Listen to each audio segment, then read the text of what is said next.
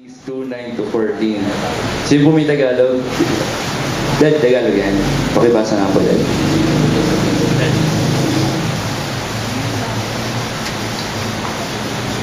Verse 9, pagkatawid nila, sinabi ni Elias, sabihin mo sa akin kung ano ang ibig mong gawin ko para sa iyo bago ako kunin. Sumagot si Eliseo, ipinakikusap kong ipamana ninyo sa akin ang dalawang bahagi ng inyong kapangyarihan. Verse 10, sinabi ni Elias, mabigat ang hinihingi mo. Gayunman, pag nakita mo akong kinuha, mangyayari ang kahilingan mo pag hindi mo makakamit ang hinihingi mo. Patuloy silang nag-uusap habang naglalakad, walang ano-ano'y pumagitna sa kanila ang isang karwaheng apoy. Nahila ng mga kabayong apoy, nagkahiwalay sila at si Elias ay inakyat sa langit sa pamagitan ng ipo-ipo. Ito'y kitang-kita ni Eliseo, kaya napasigaw siya, Ama ko, lakas at pag-asa ng Israel, at nawala sa paningin niya si Elias. Samahan niyo po akong pumikit, tayo po yung mananangin. Panginoon, may inaasahan po kami na mangyayari ngayong oras ng Lord. Sa bawat tao, Panginoon, na pumunta dito, alam ko, Panginoon, na may gagawin ka sa kanilang buhay. Maintindihan nawa namin, Panginoon, ang aming mga pagubuli-gulayan ngayon. Ikaw po ang siyang maitaas. Gamitin mo bawat isa sa amin, Panginoon, para mahayag, Panginoon, ang iyong salita. Sa pangalan ni Jesus, Amen. Pag po tayo makaupo, tayo po'y kumamay muna ng 5 tao po na nandito. Bilang 1, 2, 3, 4.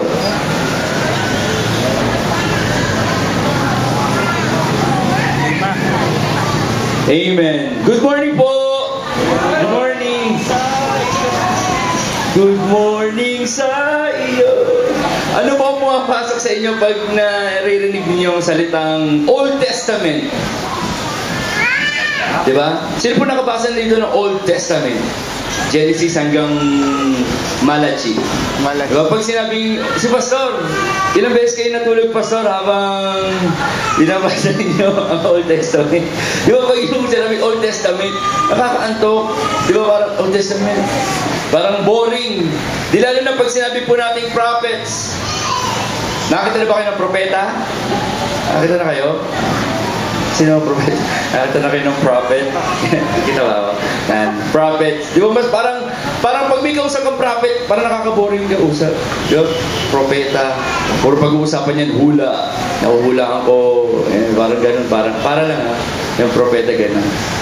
Ngayon po, pag-uusapan natin is Old Testament prophets. Yun po yung pag-uusapan natin. Yun po, di ba yun yung topic natin? So about Old Testament prophet. Nung last week po, ang pinag-usapan natin ay si...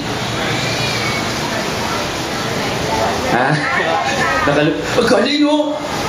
Sino po? Sir Elijah. May sir pa. Si Elijah. Ano po nangyari kay Elijah? Ano yung ginawa niya? Yung nagpalabas ng apoy, yung tubig ginawang gasolina. Diba? Ginawa daw, sabi ni Pastor. Tapos nagkaroon ng pagliyab nung siya po ay nag-pray. Naalala po ba ninyo yung beeper? Sino po nagkaroon ng beeper? Ako lang.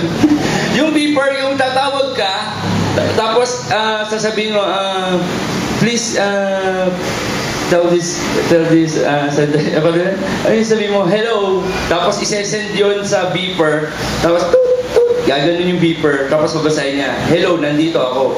Meron pa, tatawag pa tayo para ma-receive niya yung message. Alam niyo yan? Diba? Ngayon po, hindi na kailangan ng ganon, dahil meron ng iPod, meron ng iTouch, diba? Nandun po, ay, nakakita na may iPad? Ha? Yung ito ba? Tapos may Apple ba? Yung may kagat na iPod ba? Diba? Yung dati, napakahirap mag-send. Ngayon, pati yung internet, nandun na sa cellphone. Diba? Sabi nga nung, sino may gawa nung sa, yung malalaking computer? Di ba Windows yun? Windows. Di ba tama? Windows. Kaya ngayon, ang kasabihan, an apple a day keeps Windows away. Di ba? Tama ba? Kasi, na-overcome ng Apple yung iniisip ng Windows na ganito yung kalaking computer, okay na to, pero sabi ng Apple, hindi. May mas maliit pa dyan. At pwedeng gawing posible ang imposible. Number 2, nakakita na po kayo ng TV dati? Yung TV kasi namin dati, meron siyang cabinet. Yung TV namin, gaganunin mo pa, tapos may cabinet. Isang araw po, yung manang namin, nawawala. Nasa si Manang. Yung pala, nandun sa cabinet, dun sa TV, dun natutulog. Kasi nahihiya daw po siya na makita na natutulog siya sa kwarto. Kaya, nandun siya sa mismong sa TV, sa cabinet natutulog. Ngayon, yung mga TV, hindi mo na makita. Na sobrang nipis. Tama ba? Merong ngayon LCD TV, nakahang na sa wall, wala nang picture tube. Yung picture tube dati ng lalaki.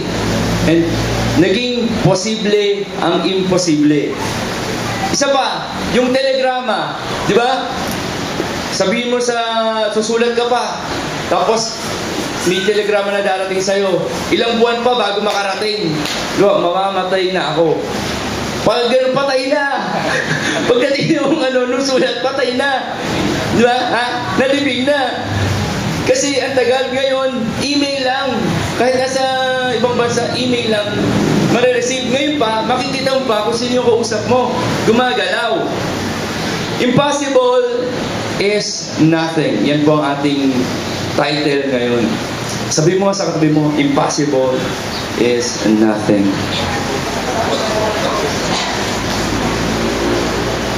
Pag-uusapan po natin ngayon ay ang buhay po ni Eliseo. Sino ba si Elias? Elisha. Sino ba si Elisha? Elisha, whose name means El is salvation. God is salvation. Meaning God is salvation. Was a prophet of the northern kingdom of Israel. He who was active for a period of some 50 years. During the reigns of Joram, Jehu, Jehoahaz, and Jehoash. Elisha was the successor and disciple of Elijah. Si Elijah po ay merong sidekick. Ang sidekick niya ay si Elisha. He is remembered in the biblical stories as a man of wisdom and a worker of miracles, both on behalf of his nation in times of crisis and in the lives of individuals in time of need. Pag-uusapan po natin kung anong mga miracles ang mga ginawa po ng Panginoon sa buhay po ni Elijah. And bear with me, kailangan po nating maintindihan po ito. Kung bakit natin pinag-uusapan ang mga propetang ito na magagamit natin sa pang-araw-araw po nating buhay. Okay po ba yun? Hindi po natin tinatalakay ang mga bagay na ito dahil wala lang. Tatalakayin po natin sila dahil meron tayong mapupulot sa kanilang mga buhay. Elisha, ito po yung account po niya. It is within 1 Kings po, 19, yung buhay po niya. Then God told Elijah that Elisha would succeed him sa 1 Kings and to anoint him as such. Elisha is presented as a farmer of Israel. Elisha cast his mantle upon Elisha and he follows. Elisha desired and received a double portion of Elijah's power. Kaya na po binasa natin, ang bago umalis po si Elijah, humingi po ng kahilingan, humiling si Elisha ng double portion. Halimbawa po, si Darna, pumunta sa'yo. Ano kahilingan mo? Ang sabi mo, bigyan mo ko ng 2 beses ng kapangyarihan mo. Ano? 2 bato, bibigyan sa'yo, lulukoy mo sa bato. Parang, mas malakas yung power niya kaysa kay Elijah. Kaya sabi ni Elijah, mahirap yan. Pero pag umalis ako, pag nakita mo ko umalis, ibibigay ko sa iyo yun. At ganoon nga po nangyari, umalis po si Elijah at yung double portion ng kapangyarihan ni Elijah, nakamit niya, ni Elijah, nakamit ni Elisha. Kaya po nung pag-alis po ni Elijah, may naiwan siyang mantle. Ano yung mantle?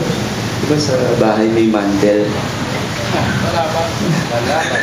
Ay, iba pala yung mantle. Uy, kakain tayo, ilagay mo na yung mantle. Balabal. Yung balabal, nahulog. Ngayon, yung balabal, bago po makarating, sino po yung nakapag-divide ng Red Sea? Si Moses.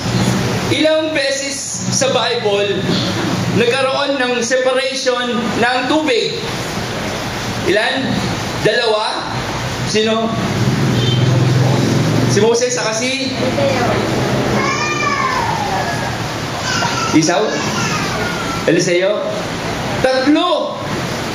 Not once, not twice, but thrice. Nung kay Elijah, papunta sila dun sa Jordan, biniyak ni Elijah yung tubig.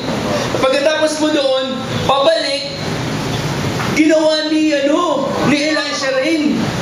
Ginanon niya din yung mantle, nabiyak din.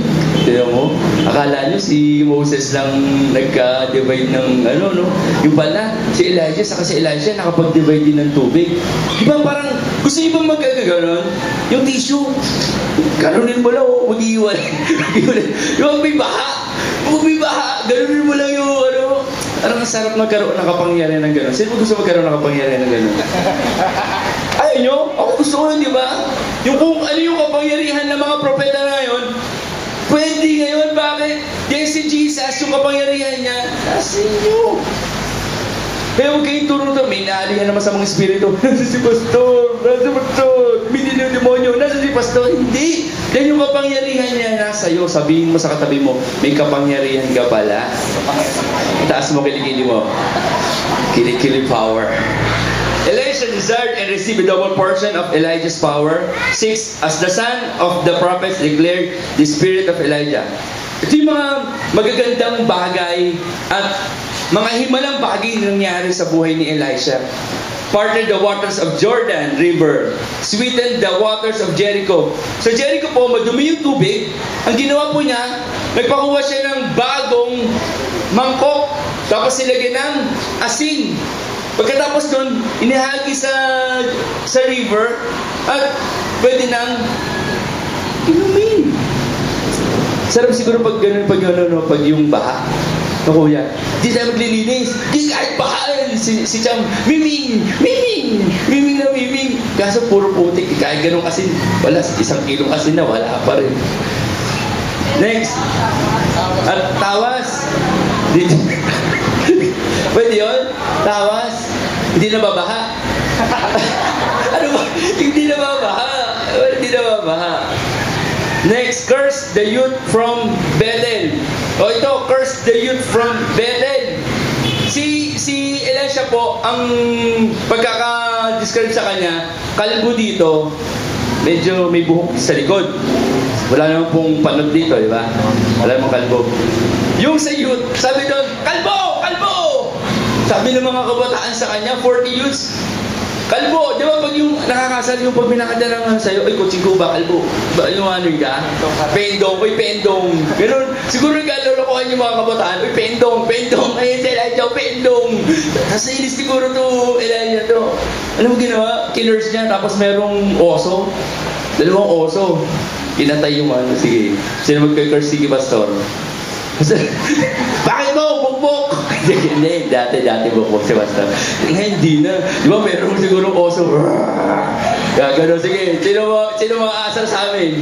Oso! Lusubin nyo si Ate Cora! Di ba? Kaya huwag kayong magbibiti basta-basta sa mga lingkod po ng Panginoon. Na mga chismis. Di ba? Yung mga naggagaling mo, Pastor, galing mo. Pagtalikod, alam mo si Pastor, bad breath. Baho! Diba? Gano'n. Hindi na. Baka maya may lumabas na anaconda. 4. Foresaw the flood from Edom. Foresaw Israel defeating the Moabites. Increase of the widow's oil. Natatanda niyo yun? Nung si Elisha po ay pumunta sa Balo, wala pong asawa, Balo nga. Ngayon, yung oil, mamamatay na sila, wala nang kakainin, at kailangan po ng langis sa pagluluto, at yung po ay huling drop na lang, pero binigay pa po ng babaeng ito kay Elisha. At ano po ang nangyari? Pinakuha ni Elisha ang mga bote, ang mga lalagyan na walang laman sa iba.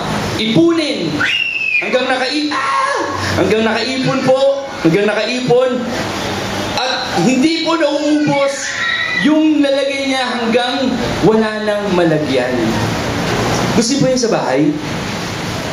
Yung Baguio Oil, hindi na uubos. Sa amin, 1 linggo lang yung 1.5. Nilalagok ata ang matulong namin. Magdagyan. Sandali lang. Di ba sarap siguro nun, auntie? Yung 1.5 mo, hindi na uubos yung lahat. Tulo lang siya ng tulo.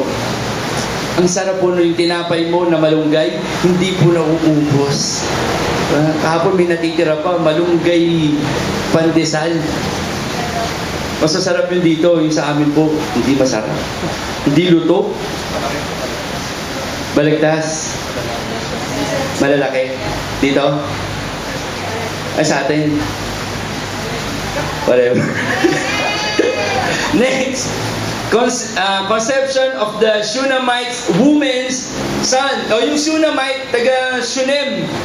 Yung Shunammite, tingin po dito yung Shunammite,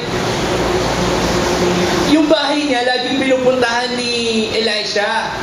At lagi po, kamukha ni Pastor, di ba, nagbibisita po sila Pastor Rolly sa inyo? Ano nangyari, itong si Elisha, yung Shunammite, gusto niyang i-bless yung si Elisha. Sabi, lagi naman dito yan, honey, sabi yung sa asawa niya. Nagpatayo sila ng kwarto, tapos meron dong tulugan at merong kandila para kay Elisha. At natuwa naman si Elisha. Siyempre, silurong hindi matutuwa, ikaw na binigyan ng, di ba? Pagpunta ni Elisha doon, lagi siyang may matutulugan dahil pinag-preparean siya nung Shunammite. Ngayon, sabi ni Elisha, Gehazi, si Gehazi po, yung sidekick naman ni Elisha. Sabi ni Gehazi, puntahan mo nga yun kung ano kahilingan niya. Sabi nung Gehazi, ano daw po kahilingan niyo? Kapag kayo tinanong ng gano'n, uy, sabi ni Pastor, ano daw hiling mo? Ching! Pera! Di ba? Ingin na lang, sabi mo, Pastor, yung kamukha nung nakaraan dito, linggo, may pumunta. Binigyan ni Pastor 20. Nagalit pa, kulang to. Kulang to. Gusto palabasin ni Pastor yung oso eh. Pero, walang magawa. Di gano'n, di ba? Sabi nung Gehazi, ano yung kahilingan mo? Ano mo sabi ng Shunammite? Di na, kagalakan na namin yung pupunta siya rito. Sarap, no? Walang hinihinging kapalit. Sabi mo sa katabi mo, gano'n ka ba? Di rin. Di ba? Wag yung walang hinihinging kapalit. Ang hirap po maghanap nun. At sabi ni Elisha, tanong mo kung ano yung mga kahilingan. Siyempre, si Gehazi, di ba, pag yung may katulong ka, makikichismis. Nag-chismis siguro siya, uy, ano ba yung background nun? Bakit yung ganun?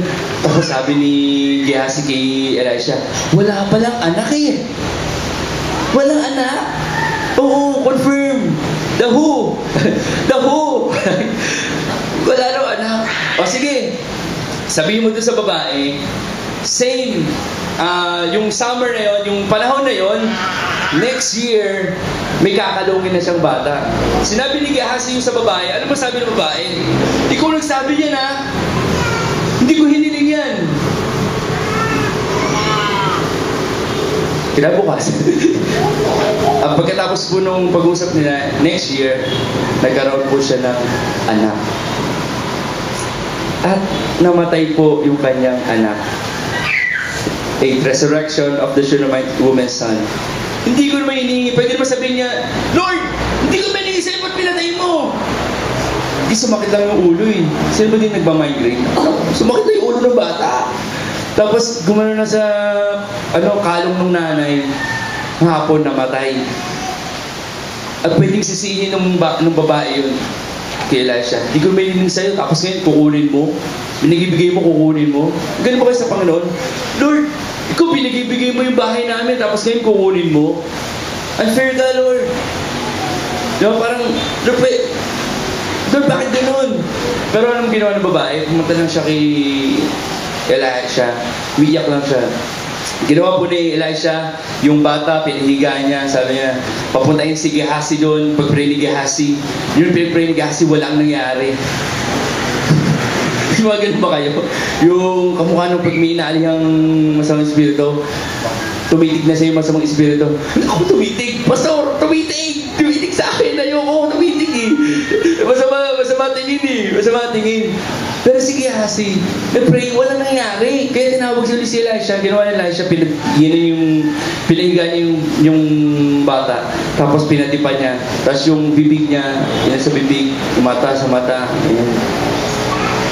At nagkaroon ng buhay yung bata. Excited ba kayo sa mga istorya? Maganda po, di ba? Tinakinaan ko. Next! Deadly stew purified.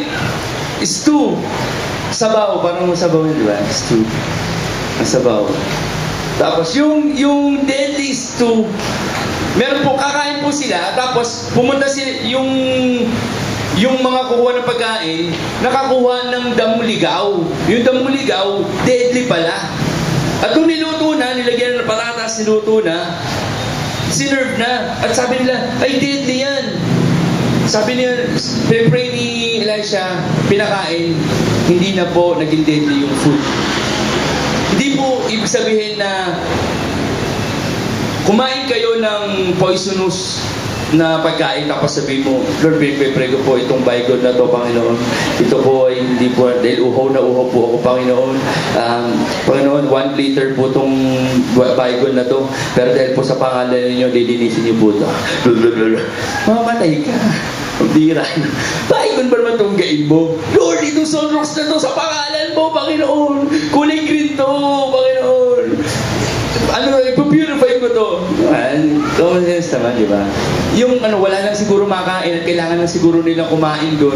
Kaya lang sila siya. Nagkaroon ng kapangyarihan at nawala po yung poison doon. Feeding of the 100, healing of Naaman.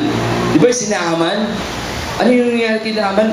Mataas na tao si Naaman. Tapos pumunta kay Elisha, hindi nagpakita si Elisha. Inutusan lang yung katulong. At sa tingin ni Naaman, bakit mo hindi ako sinipot? O bakit hindi mo ako hinarap? At ang gusto mo pa, doon ako palubugin sa Jordan River na madumi. Sino po dito pag may sakit? May ketong ka?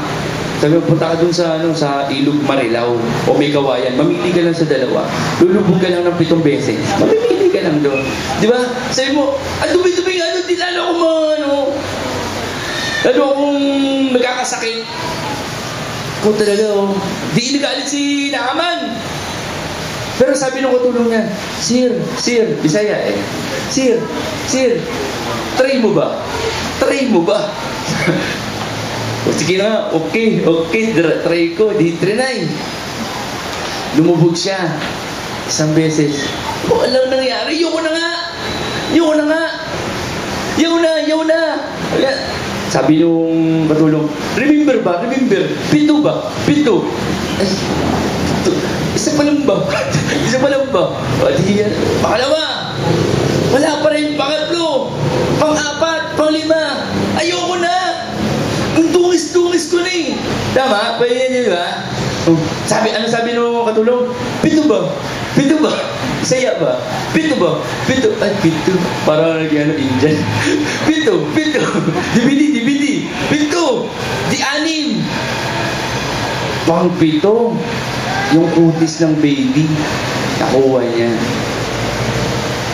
Dahil po sa pag-obey ni Naaman. Next, the cursing of Gehazi for covetousness. Kaya wag po kayong kakovet. Yung covetousness. Floating axe head. Oh, ito. May mga propeta nakasama si Elijah. Sabi, Sir, yung bahay natin maliit na. Gawin natin yung palaki natin. O sige, kuha tayo ng kahoy. At ano po ginagamit sa ng kahoy? Pamutol? Axe. Yan, may palakol ba? Yan sila. Putol sila ng putol ng kahoy. Tapos yung isa, na May ganun ba kayo sa bahay, yung kutsilyo? Pag ginano mo, wala na yung ulo. Yung nahuhugot yung ulo. Di ba yung ganun kayo sa bahay? Yung martilyo, gaganunin mo, yung ulo nawawala. Ganun din sa istorya ni Elisha. Nawala yung ulo. Nung papalako nawala na. Napunta sa tubig. At ngayon, mabigat po yung ulo ng palako, tama? Tama ba? Mabigat. Hindi po plastic yun, hindi China. Yun po ay metal. Tapos nalubog. Nagsumbong ngayon yung propeta kay, Sir, paano ako nalubog oh. Saka yun hiram ko lang ba? Hiram lang po yung palakol. Di ba kayo pag nanghiram, iyang-hiya kayo, kailangan maibalik nyo agad? Gano'n ba kayo? Pag hiniram nyo, akin na to. Hiniram ko, atin na to. Yung prophet, gusto niyang ibalik. At ang problema niya, yung ulo na lubog. Alam mo yung ginawa ni Elisha? Itanong nyo 1, 2, 3. Pumutol siya ng maliit na stick. Hinulog niya hindi naman siguro, stick. Hinulog niya dun sa tubig at lumutang yung ulo. Pero pag may sabahan nawala yung cellphone, pag gano'n mo ng stick, sinulutang. Ang bayo. Ha? Sinisid yung stick, tapos astig.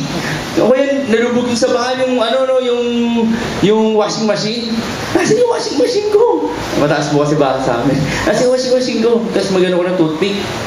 Lulutang, ang bihira. Ganda pong miracle. Pag nandun ka, ano kaya yung Kasi may science tayo. Tama ba? Yung science, imposible po na palutangin ng maliit na bagay, na magaang na bagay, ang isang mabigat na bagay. Imposible. Flowing water yun Hindi naman po nasa isang baldi. At imposible na lumutang yun. Pero naging posible ang imposible. Sabi mo sa katabi mo, posible ang imposible. O ngayon po, yun na. Lahat na yun. Ano yung natutunan natin sa istorya ni Elisha? Lessons learned. God especially cares for His faithful people. Basahin nga natin sabay-sabaw. 1, 2, 3, go. God especially cares for His faithful people. Pwede naman dyan nakalagay, God especially cares for His people. Pero God especially cares for His faithful people. Ano yung Tagalog ng faithful? Tapat. Yung mga tapat po sa Panginoon, yung po lalo niyo pinangangalagaan. Sabi po sa 1 Peter 5:7, casting all your care upon Him, for He care for you. Increase of the widow's oil. Imposible po na magkaroon ng maraming langis ang isang oil kung yun lang talaga yung laman niya. Pero naging posible po ang imposible kasi God cares for His faithful people. Mahal po ng Panginoon yung widow, yung family po ng widow. At kayo po mga kapatid, pag pumapasyal po yung mga manggagawa po sa inyo ng Panginoon, hindi po kayo nawawalan. Ba, pumasyal sila, pastor sa inyo. Ito naman sila, pastor, pakikape na naman ito. Tapos na naman yung Nescafe ko. Ito naman, Sabado na naman, pupunta, ako na naman yan. Kasi dito may sopas Busa naman yung sopas na.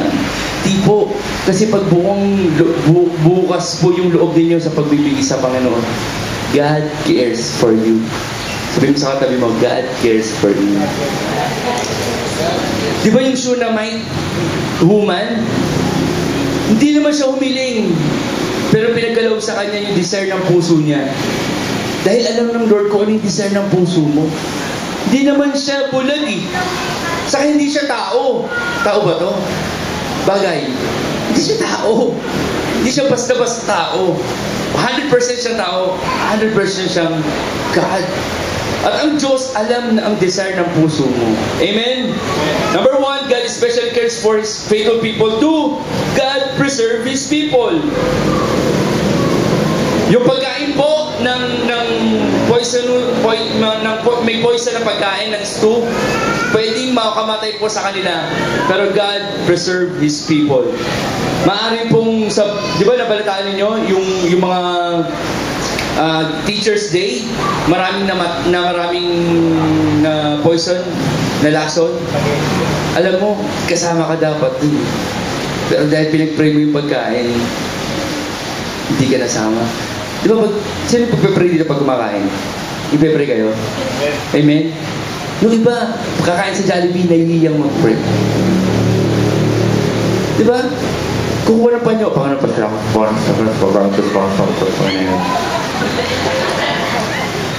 Huli kayo, di ba? Kuwari, tapos kakain ka ng kutsara, pe-pray ka. Ay, pe-pray nga pala. Pabagsak mo yung tinidor. Panginoon, salamat po na ito. Panginoon, maganda sa pagkain ito. Pagkain mo, sakto. Amen na. Sabi mo, hindi ako yun. Hindi ako yun. Di ba? Paano tayo magiging matatig na Kristiyano kung panalangin lang sa pagkain, hindi mo kaya? Ganun nga, punta ka dun sa pagkain. Hallelujah! Panginoon! OA naman ito. OA. Pati ka na, Lord, salamat po sa pagkain ito. Sa pangalan ni Jesus. Yun lang naman eh. Di mo kailangan napakahaba ng panalangin. Kumukha nung may nanalangin sa amin, di ba? Gutom na gutom na. Gutom na lahat. Halika, pray po tayo. Panginoon, pinagpe-pray po namin yung Mindanao. Mindanao, gutom na Mindanao pa. Bira ka. God preserve His people. 2 Peter 2:9. The Lord knoweth how to deliver the godly out of temptations, and to reserve the unjust unto the day of judgment to be punished. Third, God demands obedience if we expect to receive His blessing. Sino pa gusto ng blessing? Sino gusto ng blessing? Amen. Di ba pag, sino gusto ng blessing? Ako! Pati ba? Ako gusto ko! Pero sabi doon, God demands obedience if we expect to receive His blessing. Hindi po pwedeng puro blessing. Kailangan merong obedience. Si Naaman, imposible sa kanya na pumunta doon sa maruming Jordan River. Pero, nag-obey siya. Kung hindi siya nag-obey, hindi naman siya gagaling. Pero dahil siya ay nag-obey, kahit mahirap, kahit imposible, madumi, tapos gagaling ka, pero naging posible ang imposible. Pwede mo palakpakan natin ng Panginoon. Sabi po doon, obey first before you. Obey first before you. Complain sa atin, complain muna. Si Pastor, utos na naman. Ako na naman. Di ba, Jerry? Si Pastor, ako na naman nakakita. Wala bang iba dito? Si Pastor, 4. God will punish the wicked. Ito. Hindi po pwedeng i-bless yung mga tao na hindi sumusunod sa Diyos. And mga wicked people, ano yung nangyari sa kanila? Pinatay ng oso. Mga wicked. Sino wicked dito? Walang wicked. Wala. Patay na. Next, God provides encouragement through spiritual insights. Ito, yung si Gehazi, nagsumbong kasi napapaligiran sila ng mga sundalo, ng mga papatay sa kanila. Sabi niya, Sir Elisha, mamamatay na tayo. Deads na tayo. Nakita mo ba? Nakita mo, nakaikot sa kanila, papatay sa kanila. Tapos gumagawa siya ng last week. Sa mga mahal ko sa buhay, mamatay na tayo. Sabi niya, Elisha, Lord, buksan mo yung spiritual eyes nito. Alam mo, nakita niya, yung mga chariot, nag-aapoy, nandun sa likod ng mga kalaban, mas madami. Sabi ni Elisha, mas marami tayo. Mas marami. Ito nga. Tapos Lord, buksan mo yung spiritual eyes. Nagbuksan yung spiritual eyes. Nakita niya na mas madami sila. At mas maraming karga. Nag-aapoy. Alam niyo mga kapatid, minsan sa mga problema natin, yung eyes natin, physical eyes ang nakikita natin, ang nakakakita. Pero sabi lang sa Lord, buksan mo naman yung spiritual eyes ko. Di ba bakit tayo? Open the eyes of my heart. Nakita niyo ba yung mata ng naputo niyo? May mata ba? May mata? Wala. spiritual eyes. Kasi merong hindi nakikita ng ating physical na mata ang dapat nakikita natin. Kasi si Jesus, ibang tumingin sa mga problema natin. Iba siyang tumingin. Ito nakikita natin, pero si Lord nakikita future mo. Amen? Amen? Do we have faith to see things from God's perspective? Sabi po sa Romans 8:31, what shall we then say to these things? If God be for us, who can be against us? Kung lahat po galit sa inyo dahil sa katotohanan na sinasabi ninyo, pero kung kakampi niyo ang Panginoon, panalo po tayo at wala tayong dapat ikaba. Next, God has the power of life. Nung namatay, kaya niyang buhayin. Consider the resurrection of the man who fell on Elisha's bones. Ito po yung huling-huli kay Elisha. Patay na si Elisha, at kalansay na siya. Merong mga tao na bumubuhat ng isang patay din, kalansay na, at naihagis dun sa kalansay ni Elisha. Alam niyo nangyari? Tanong niyo? No. Kalansay na buhay? Kung makita mo nabuhay.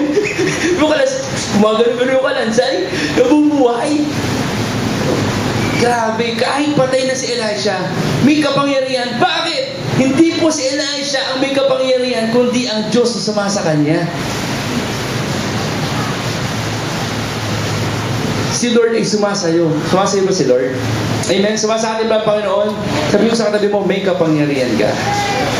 John 11:25, Jesus said unto her, I am the resurrection and the life, and he that believe in me, though he were dead, yet shall be live. Dito po ako magtatapos. Ito po ay true to life story ko. True to life story ko. Kung paano naging imposible, kung paano naging posible ang imposible. Ngayon nyo lang po maririnig ito. Wala bang background dyan? Year 2000 po, taon ng graduation ko. Anong graduate? Millennium, ganun. Millennium graduate. Year 2000 po, taon ng graduation ko. Excited po ako na makatuntong sa PICC para makuha ang diploma ko. Sinabi ko sa mga magulang ko, nag-graduate ako. 5 days before akong graduate, pinatawag ako sa Dean's office. Akala ko may award akong kukunin. Na-award nga ako paglabas ko po ng office. Bad news, di ako na-graduate. Dahil di ko pinasukan ang 4 na ROTC. Visit na ROTC yan. Sinira ang buhay ko. Monday nun, 5 days po Monday, lahat ng may kulang sa ROTC pinatawag. Pinaayos lahat ng dapat ayusin. Bayaran lahat ng dapat bayaran at pwedeng bayaran. Josie po pangalan nung nilapitan ko. At pag nakita niyo siya, binalik po naman yung pera sa akin. Ano ba ang dahilan kung bakit hindi ako nag-araw? Minsan po kasi may nag-preach po sa church na police. Doon ako nanalig. Siya ang naging Jehovah Jireh ko. He will provide all my needs sa ROTC. Ang sabi po kasi ni Bishop, siya raw po aayos. Naayos po ako. Di po in-honor yung ginawa niyang letter. Tuesday, pumunta ako sa ROTC para bayaran lahat. Tinanggihan nila ang pera kong dala. In short, wala pong nangyari. Wednesday, nagbaka sakali po ulit akong manuhol para makagraduate. Diba lahat ng gagawin mo para na makagraduate? In short, bigo po uli akong masilayan ang PICC. Friday po ang baccalaureate namin. Hindi po ako naka-attend dahil hindi ako qualified. And Thursday po noon, bago mag-baccalaureate, nagkulong na lang po ako sa bahay kasi alam ko, hindi po ako makakagraduate. Tanggap ko na. Iyak ako. Paano ka gagraduate wala ka namang toga? Toge, meron. Friday night, 6 p.m, tumawag yung barkada ko sa bahay. Kasi may digital po kami noon. Ang sabi niya, Jerome, pumasok ka bukas. Kunin mo ng maaga yung toga mo sa pabrika ng toga. Totoo po to. Kinabukasan, tumakbo po ako sa Tandang Sora. Hinanap ko pa yung pabrika ng toga. Lahat po sila sa school kumuha ng toga. Ako po sa pabrika ng toga. And imagine this, meron po itong malaking rebulto. Catholic po yung yung kailangan daw lahat na kukuha ng toga, magdadasal muna. Gusto ko siyempre, Lord, nakuha ko po yung toga. Sunday po, nakatuntong po ako kasama ko po yung mga magulang ko sa PACC. And one hour lang po kami doon kasi tumugtog pa po ako ng Praise and Worship Festival after noon. May paalam ako. At ang classic po nito, yung toga ko ibang kulay sa toga nila. Hindi ko nga alam eh. Hindi ko alam. Ano po, kulay po ng commerce. Yellow ata eh. Orange. Ako lang po MMDA doon. Dahil po sila nakadilaw. At may hinipo po ang Panginoon, sabi nung professor ko, Jerome, sige, palit tayo. Hallelujah. Nagpalit kami at hindi po ako napahiya. Kaya yung toga ko nakatupi kasi yung itim mo pinapakita ko eh. Ang birang buhay ito. Tapos po noon, nakatuntong po ako ng PACC. Pero hindi po dyan nagtatapos yung miracle na ginawa ng Panginoon. Kahit nakagraduate ka, kung wala ka namang SO, special order number, bali wala po ang tinapos mo. Yun po yung katibayan na ikaw ay graduate. Kahit tumuntong ka, doon ka matulog sa PICC, sabi mong graduate ka, kung wala kang SO number, bali wala po. Ilan po ang araw na hindi ko pinasukan? Apat lang. Yun po yung 5 ko. Summer po noon, nang bumalik ako sa MCU, hindi po ICU, MCU, diretso ako sa registrar. Remember po na 4 po yung kailangan ko sa RO. Sabi ko po sa masungit na registrar, Ma'am, kukuha po ako ng transcript. Ang sabi niya, di ka pa ba nakakuha? Kasi after 30 minutes, hinanap niya, wala yung record ko. Tapos sabi niya, di ka pa ba nakuha? Sabi ko, hindi pa po ako nakakuha eh. Di bumalik siya ulit dun sa files. Tapos pagbalik niya sa akin, sabi niya sa akin, 4 na araw kulang mo. Ano mo sabi ko, 4 po ba? Talaga ko, mali siya ako, 4 po ba? 4 pa lang kulang ko? Alam mo, uwi na ako. Sabi niya, alam mo, maswerte ka. Wala nang araw ngayon. July, bumalik ka sa akin, kukunin mo sa akin yung SO number mo. Umalis ako, ma'am, thank you, ma'am. Pagbalik, punta po ako sa gate. Mga 1 kilometer away, balik ako ulit. Ma'am, ano po yung kukunin ko sa inyo? SO number. Talaga po, makukuha ko na po yung SO number ko. Oo, makukuha mo na SO number mo. Salamat sa Panginoon. Ano yung palakpakan natin, Lord? Hindi po ako nag-araw. Imposible na mawala ang RO. At August po, nagkaroon ng NSTP. Kaya nagkaroon ng NSTP dahil po sa akin. Alam po nangyari noon, may namatay po dahil sa ROTC. May pinatay si Lord sa ROTC. Para kung wala yung ROTC ng ilang buwan para makakuha ako. Yung una, galit ako kay Pastor Jake. Kasi si Pastor Jake, sabi na, huwag kang kukuha ng RO. Pero na-realize ko na, pag may tanong ka sa akin, ano yung gusto mong ibalik sa buhay mo? Gusto kong balik sa buhay ko, mag-RO ako. Pero ngayon, dinamay sa akin ng Lord, Ba't ka mag-aaral? Oh, yung kapangyarihan ko, pinakita ko sa iyo. Kasi kung Sunday po, tumutugtog ako sa church at hindi ako pwedeng umabsent sa church. Bakit? Kasi love ko yung church eh. Kaya ko pagpalit yung pag-aaral ko sa church. Ang buhay ko, church. And pinatunayan po na Panginoon sa akin kahit imposible na makakuha ka ng transcript of records mo. Posible sa akin dahil ako may hawak ng eskwelahan ninyo. Church, kayo po ba? Ubus na ba yung oil dun po sa lagayan ninyo? Yung sa bahay po ninyo, yung Ajinomoto ninyo, pang last day nyo ng ano. Lord, imposible na ba na makapasok sa eskwelahan yung anak mo?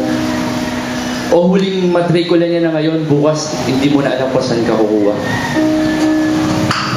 Si Lord po may hawak ng future natin. At lahat po ng imposibleng bagay ay kayang posible ng Panginoon.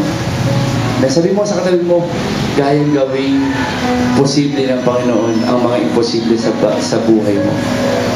Marami po tayong pinag-usapang miracles na ginawa po ni Elisha. At hindi lang po sa buhay ni Elisha pwede mangyari yun. Pwede rin po mangyari sa buhay mo. Pwede mo bang hawakan mo yung katabi mo? Let's all bow our head. Close our eyes.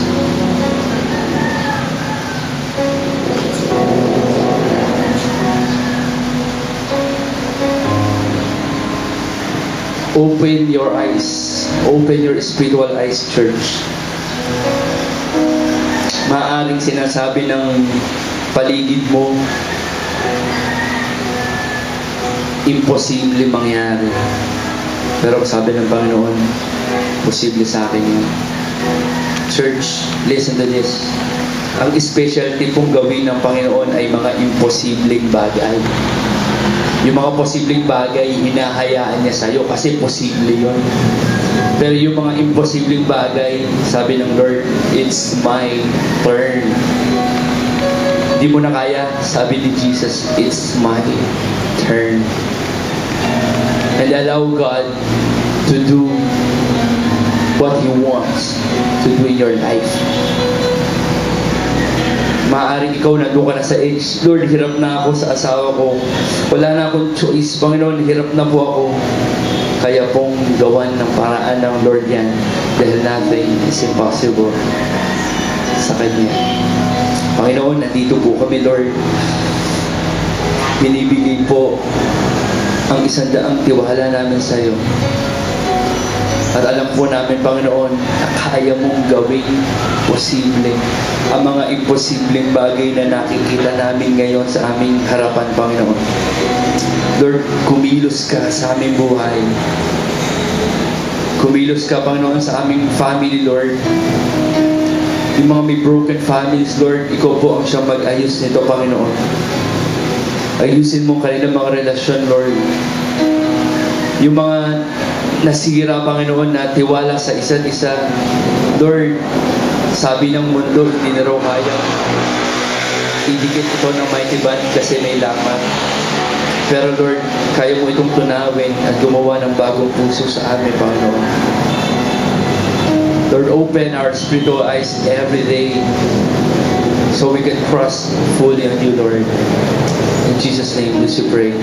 Amen. God bless everyone.